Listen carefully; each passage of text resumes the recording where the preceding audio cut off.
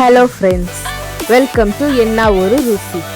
இன்னைக்கு நம்ம டொமேட்டோ பப்பு எப்படி பண்ணுறதுன்னு பார்க்கலாம்.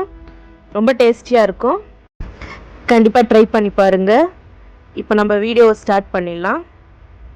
இப்போ நான் இங்கே 1 கப்பு துவரம்பருப்பு எடுத்துக்கோங்க.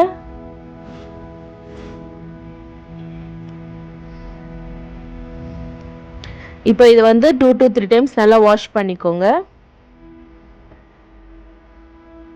இப்போ இதில் நம்ம 2 மீடியம் சைஸ் டொமேட்டோ கட் பண்ணதை ஆட் பண்ணி, இப்போ இதில் நம்ம 5 கட் பண்ண பச்சை மிளகாவை எடுத்துக்கலாம், அதையும் ஆட் பண்ணிக்கோங்க. இதில் 1/2 லெமன் சைஸ் அளவுக்கு புளியும் ஆட் பண்ணிக்கோங்க. ஒரு 1/2 டேபிள் ஸ்பூன் மஞ்சள் ஆட் பண்ணிக்கோங்க. இப்போ நீங்கள் எந்த கப்பில் பருப்பு எடுத்தீங்களோ அதே கப்பில் 2 கப் வாட்டர் சேர்த்துக்கோங்க.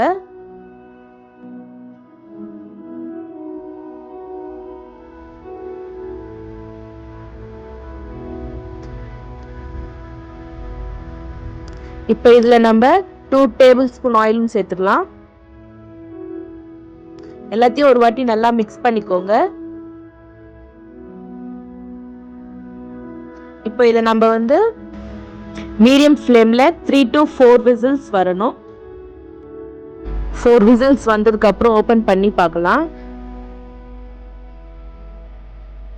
இப்போ இது நம்ம மத்து எடுத்துட்டு நல்லா ஸ்மாஷ் பண்ணிக்கலாம்.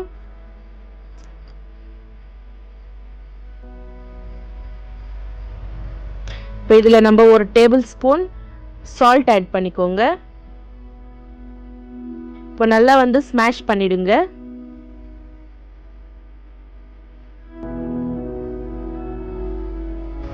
இந்த அளவுக்கு நல்லா ஸ்மாஷ் ஆயிடணும். இப்போ நம்ம இது தனியாக பக்கத்தில் எடுத்து வச்சிடலாம்.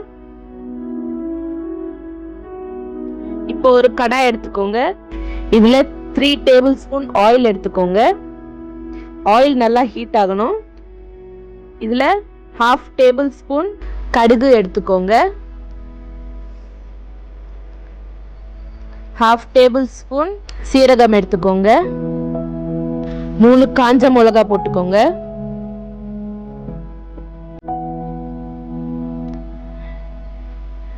இப்போ சின்னதாக கட் பண்ண மீடியம் சைஸ் ஆனியன் எடுத்துக்கோங்க. இதெல்லாமே நல்லா ஃப்ரை பண்ணிடுங்க.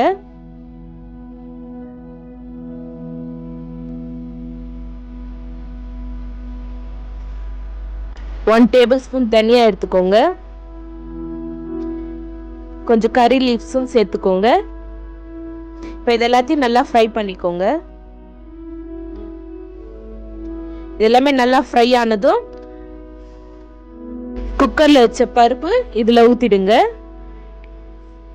சால்ட் அட்ஜஸ்ட் பண்ணிக்கோங்க. இது நல்லா ஒரு 5 மினிட்ஸ் நல்லா கொதிக்க விட்டுருங்க.